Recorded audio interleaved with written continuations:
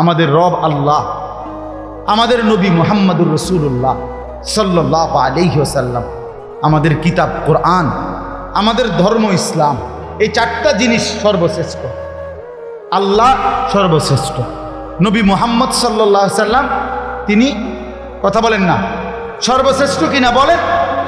কোরআন, ইসলাম, আল্লাহ, নবী, কোরআন, ইসলাম, সর্বশ্রেষ্ঠ চারটি জিনিস আল্লাহ তাআলা আমাদেরকে দিলেন। এই চারটি সর্বশ্রেষ্ঠ জিনিস দিয়ে আল্লাহ পাক রব্বুল আলামিন আমাদেরকে দান করলেন।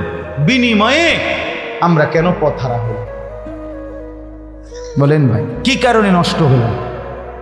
কিসের অভাব ছিল আমাদের? না বুঝানোর অভাব, না বুঝার মতো জিনিসের অভাব। আল্লাহ বলেন এত উলামায়ে কেরাম, এত ইমাম, এত খতিব, এত উলামা, এত আউলিয়া, এত কিছুর মাধ্যমে বললাম, কেন আমারে চিনলাম, কেন আমারে বুঝলাম? এই জন্য আল্লাহ তাআলা বলেন ইন্না হাদাইনাহুস সাবিলা, আমি আল্লাহই তোমাদের জন্য শরীরের দেহ অঙ্গ প্রত্যঙ্গ যেমন দিলাম, আমার পথ থেকে, আমি আমার পক্ষ থেকে তোমাদেরকে জান্নাতের রাস্তাও দেখাই দিলাম।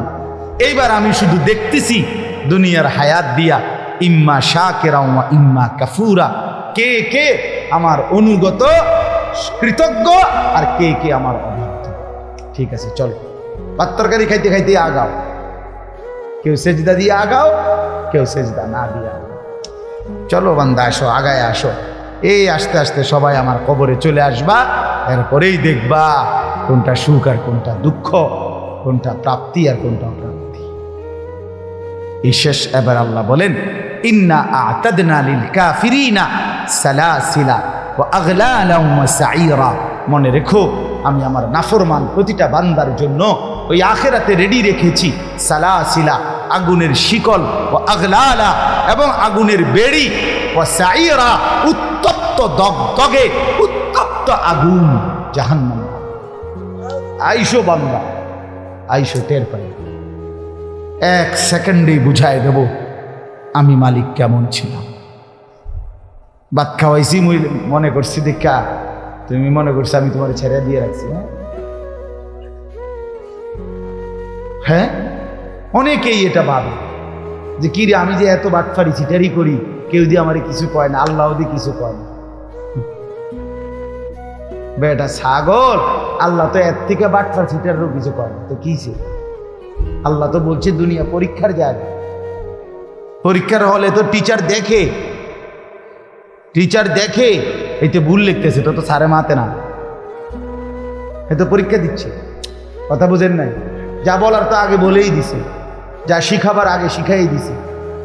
4 মাস পড়াইয়া না পরীক্ষা লইতেছে, ঠিক কিনা বলেন না কেন?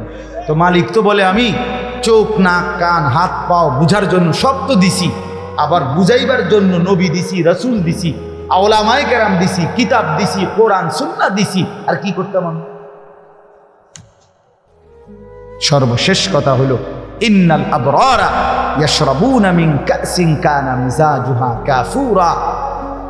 শুনেন, একদিকে আল্লাহ বললেন আমি বেঈমান নাফরমানের জন্য আগুনের শিকল, আগুনের বেড়ি এবং জাহান্নামের আগুন রেডি রেখেছি, আর নেককারদের জন্য আমার হুকুম যারা মানছে, আমার অনুগত যারা ছিল, ইন্নাল আবরারা, আল্লাহ বলে আমার পুণ্যবান নেককার বান্দাদের জন্য প্রথম পুরস্কার হলো জান্নাতে ঢুকলেই তাদেরকে কাফুর মিশ্রিত জান্নাতের শরাব আমি আল্লাহর পক্ষ থেকে পান করানো হবে।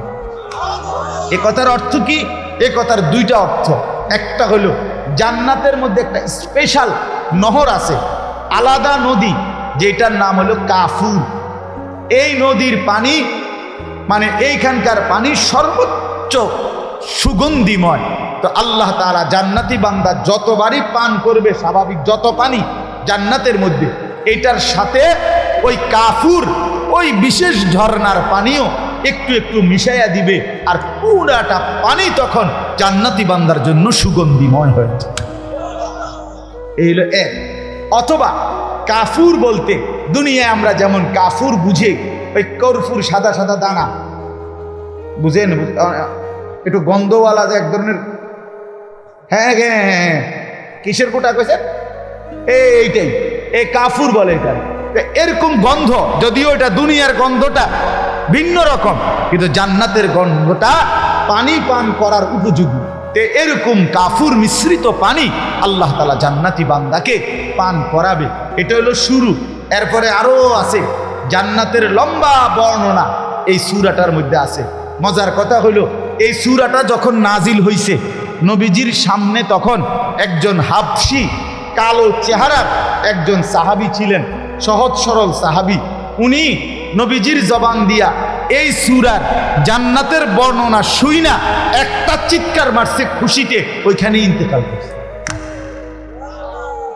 তাফসীরের মধ্যে আছে নবী সাল্লাল্লাহু আলাইহি সাল্লাম বললেন সাহাবীদেরকে, শোনো, তোমাদের এই সাথী জান্নাতের আগ্রহে জীবন দিয়ে এই ছিল মোমেনের জীবন। মোমেন জান্নাতের আগ্রহে জীবন দিয়ে। বদরের যুদ্ধের দিন নবীজি, আমরা কিতাবে পড়ছি, নবীজি সাল্লাল্লাহু আলাইহি সাল্লাম বদরের যুদ্ধ শুরু হইছে, সাহাবীদেরকে বললেন ডাক দিয়া, ওয়াসারিউ ইলা মাগফিরাতিম মির রাব্বিকুম ওয়া জান্নাতিন আরদুহাস সামাওয়াতু ওয়াল আরদ। এই আমার সাহাবীরা, আল্লাহর মাগফিরাত এবং জান্নাত গ্রহণ করার জন্য দৌড়াও, এগিয়ে আসো। এক সাহাবী ক্ষুধার্ত ছিলেন, ওনার হাতে 3টা বা 4টা খেজুর ছিল। ওই সাহাবী বলেন, ইয়া রাসূলুল্লাহ, আমি যদি এখন যুদ্ধের ময়দানে জীবন দেই তাহলে আমি কি জান্নাতে যেতে পারবো? আল্লাহর নবী সাল্লাল্লাহু আলাইহি সাল্লাম বলে, নিশ্চিত তুমি জান্নাতি হবা, খোদার কসম কিতাবে লিখছে। ওই সাহাবী বলে, তাইলে ইয়া রাসূলুল্লাহ, এই 3টা খেজুর খাইতে যেটুকু সময় দেরি হবে ওইটুকু তো আমার জান্নাতে যাইতে দেরি হয়ে যাবে। এই খেজুরগুলো অন্য কারো হাতে দিয়া তৎক্ষণাৎ যুদ্ধ করে শহীদ হয়ে গেছে। বলছে এতটা দেরিও সহ্য করতে চাই না যে খেজুর খাওয়ার টাইম, না না, এখনই চলে যাবে। এই জন্য বন্ধু, শেষ কথা, এই 5টা আয়াত পড়ছিলাম, এই আয়াতের মূল বক্তব্য হলো এটাই। আল্লাহ তাআলা বলেন, বান্দা, লম্বা সময় পরিকল্পনা করে আমি তোমারে বানাইছি,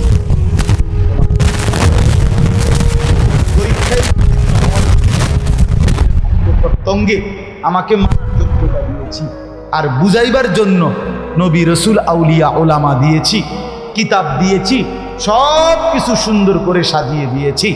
চেয়েছিলাম তুমি পরীক্ষায় উত্তীর্ণ হইয়া জান্নাতি হইবা, কাজে তুমি কদর করলে জান্নাতি হবা, আর যদি নাফরমানি করো তো নিশ্চিত জাহান্নামের জন্য প্রস্তুত। খালাস, আমাদেরও কথা একটু, ছেলেরা বাবারা আমার জন্য, আপনাদের জন্য, ছেলেরা তোমাদের জন্য, এই বললাম একই কথা। গ্রহণ করলে আলহামদুলিল্লাহ, না করলে নিজের বরবাদি নিজে টানবে, কোনো অসুবিধা। কেউ কারো জন্য, মনে রাখেন এই শেষ কথা, কেউ কারো জন্য থামে না বন্ধু।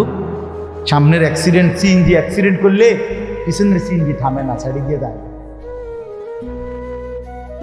স্বার্থপর এই দুনিয়া, খোদার কসম কারো জন্য থামে না, বড় স্বার্থপর। আগের গাড়ির 3জন প্যাসেঞ্জারও যদি রক্তে ভাইসা যায়, মইরাও যায়, পিছনে জ্যাম বাজলে এরা শুনতেছে যে সামনের গাড়ি অ্যাক্সিডেন্ট করে 2জন লোক মরে গেছে, এরা এরপরও চিল্লায় যে পুলিশ কই, রাস্তা ক্লিয়ার করে না, কা মূল্যে মরছে না মূল্যে সরাও। কারো হাতে সময় নেই। স্বার্থপর এই দুনিয়া, কারোর জন্য থামে না রে বাপ। হ্যাঁ, যেদিন বাপের জানাজা পড়ে, যেদিন বাপের লাশ কবরে দাফন করে, সেদিনও বংশধর সন্তান ছেলে মেয়ে ঘন্টাখানিক 2-4 ঘন্টা কাইন্দা কাইটা হইল, রাতের বেলা ঠিকই ভাত খায়। হ্যাঁ, তাই না? পাশের ঘর থেকে খানা আনে, ওরা ঠিকই। স্বার্থপর দুনিয়া, থামে না রে ভাই, থামে না দুনিয়া। ওই জন্য আমাদের কারো জন্য থামবে না। তুমি আমি মরে গেলে শেষ। আবারও বলছি কথা, আমি মরে গেলে এরপরে পৃথিবী যত আধুনিকে হোক না কেন, আমার কি কথা বুঝছেননি? আমি মরার পরে যদি সবার ঘর স্বর্ণের বাড়ি হয়ে যায় তো আমার লাভ হইল কি? আমার মৃত্যুর পরে যদি সব মানুষ আধুনিক হইয়া চাঁদের দেশেও জায়গা, আমার ফায়দা কি? আমি তো না, আমি তো মরে গেলাম। যে কবরে চলে গেল সে কি আর ফিরে আসবে? আল্লাহ আমাদেরকে বুঝ দান করেন। এই জন্য ছেলেরা রাত গভীরে বন্ধু চলো নিয়ত করি 5 ওয়াক্ত নামাজ পড়বো ইনশাআল্লাহ। ভাইয়া